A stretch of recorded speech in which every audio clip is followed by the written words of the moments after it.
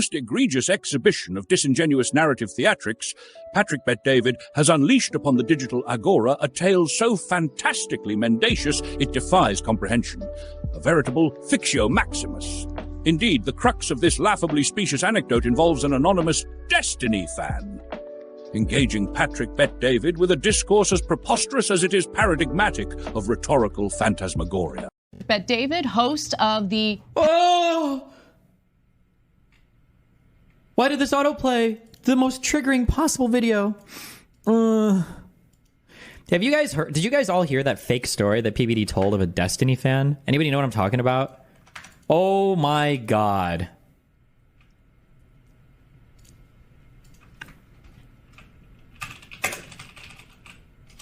This is the fakest story I have ever heard in my entire life.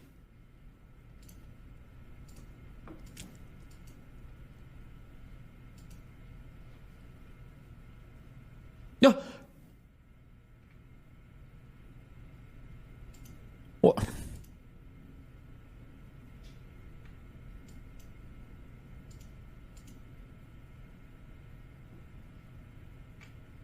Did I tweet this out? Is this on Twitter anywhere? He told some story about how he was at a baseball game with his son or something. And apparently some guy walked up to him and was like, "Hey, are you Patrick Bet-David?" And he's like, "Yeah." And the guy's like, "I'm a Destiny fan. And I think that Andrew Tate is less manly than Destiny." And Patrick Bet-David was like, "Well, who would you rather your son grow up to be? Andrew Tate or Destiny?" And then the guy was like, "Whoa," and he stuttered and like walked away and crying. And he was like, "And that's how I knew." And I was like, This is the fakest story I have ever heard. Oh, wait. Somebody has a video. Oh, it came from a show. Oh, okay. Conversation together. It's like, hey, what about if we do this project together? How much money would it cost? And this man is gradually coming closer to me and closer to me. Okay. And he says, "So, can I tell you something?" Yes, sir. So, I think you were unfair to Destiny, and I think Destiny is he would have really called that Andrew Tate, the man that you defend, who did human training, he did this. Oh my God, I'm really not in the mood. I'm watching my son play. I'm trying to get this movie conversation here, and you're coming to my face like this. So let me ask you a question. Do you have a son?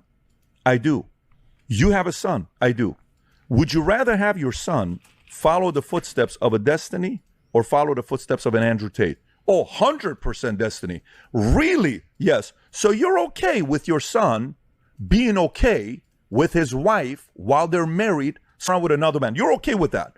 I'm okay with that. Well, I'm not, bro. I said the conversation ends right here. Yeah. What else do you want to have a conversation with? You know, what I'm noticing is you are so exceptionally unafraid of standing up for your values. Oh my God. It's funny because he's doing an inversion of a question I like to ask. Forget who would you rather have your son be? Who would you rather have your daughter date? This is a question I asked Nico that he like froze on so hard a long time. I was like, wait, hold on. So you want to be like Andrew Tate? You want all the men to be like Andrew Tate? You think it's good, right? And he's like, yeah. It's like, would you want your daughter to be one of like 20 of Andrew Tate's girlfriends? And he's like, well, like, would that be success? Like, if your daughter was one of 20 of some high value males rotating girlfriends, like, is this a good thing for you? Like, it's so cringe that people, they don't even really believe this. It's all just virtue signaled. Oh my God. I can't watch this. You know what? This synthetic interaction attempts to juxtapose the perennial uber-masculine simulacrum, Andrew Tate, against the blue-haired Logos incarnate himself, Destiny. Yet the narrative collapses under the weight of its own implausible contrivances, a verbal chimera birthed of intellectual vapor and creative indigestion. To wit, Bet-David, acting as the self-anointed Vox Populi, recounts a fantastical moment wherein he interrogates this spectral Destiny enthusiast, ostensibly a representative of rationalist discourse, about the future masculinity of his progeny. The inquiry, though wrapped in the banal tropes of performative concern, is delivered with all the subtle glamour to glass. Would one prefer their son to emulate Andrew Tate, purveyor of thymotic hyperaggression, or Destiny, the platonic ideal of internet polemics clad in repose? The question itself smacks of a non sequitur, attempting to render caricature where contrast exists only in the minds of those trapped in binary dialectics. Let us not mince words. Bette David's narrative is bereft of credibility. It exists not as recounting, but as propaganda in its most elemental form, crafted for the exotericon audience primed to devour sophistry disguised as profundity. The imagined scene of the Destiny fans, stricken by emotional catharsis, retreating in ignominious defeat, is pure melodrama absurdum. The tableau exudes the unmistakable odor of contrivance, as if Bette David assembled this theatre to titillate his audience's penchant for ideological victory-lapism. Etiological veracity? Absent. Narrative cogency? Vanquished. More laughable still is the purported reaction of the Destiny acolyte, a quivering sycont reduced to incoherence by Bette David's Socratic simulacrum. Destiny fans, characterized as rational crusaders of the dialectical modus operandi, are unlikely to crumble under the faint breeze of reductive hypotheticals. The notion that one would tearfully retreat after encountering such a pedestrian line of questioning is a blight on Bette David's script writing. Even in fiction, one ought to exercise respect for the believability of one's protagonists. Moreover, Bette David's misstep here lies not merely in the fabrication, but in the implicit teleology he attempts to weave. By situating Andrew Tate as the exemplar of masculinity, Bette David reveals the vacuity of his masculine ideal, a performative brute, a calculus of virility stripped of substance, lionized for the optics of dominance, rather than the eudaimonic virtues of character. It is a fallacia virtuosis, wherein masculinity is not earned but performed, a theatre devoid of morality or genuine merit. Destiny, by contrast, is emblematic of cerebral gravita, intellectual resilience, and a willingness to navigate the uncomfortable terrain of moral ambiguity. The juxtaposition Bette David erects is neither profound nor instructive, it is merely facile. One must also marvel at Bette David's grotesque inversion of Destiny's oft-posed challenge. Who would you prefer your daughter to date? In repurposing this line of interrogation into a paternalistic inquiry about progeny, Bette David unwittingly exposes his inability to transcend his own ideological hegemony. Destiny's framing exposes the cognitive dissonance of the Tatian worldview that the same men lionized as paragons of masculine success would be outright rejected as role models for one's own loved ones.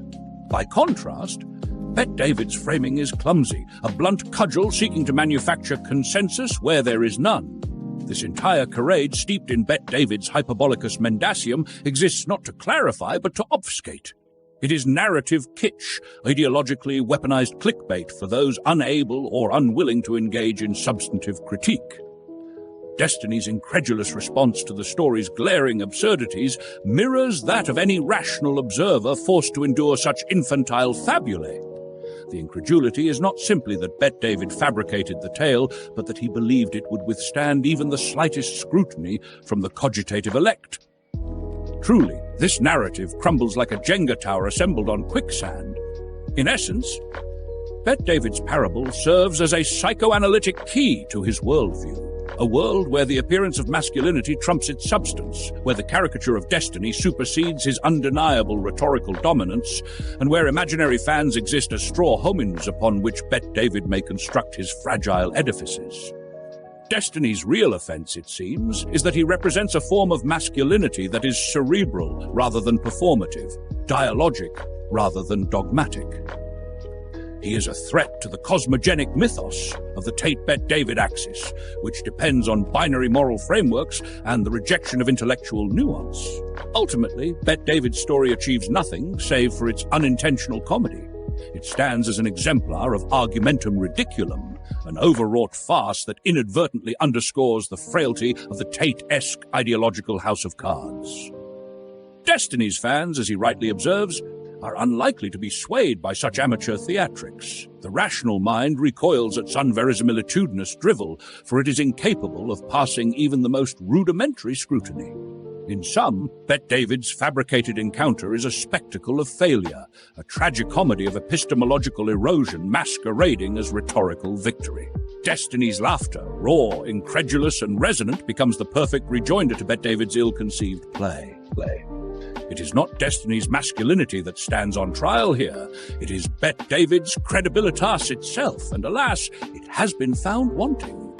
This tale, delivered with all the gravitas of a toddler's first fable, deserves no place in the annals of debate, but rather in the dustbin of forgotten obscurantism. Let the record reflect.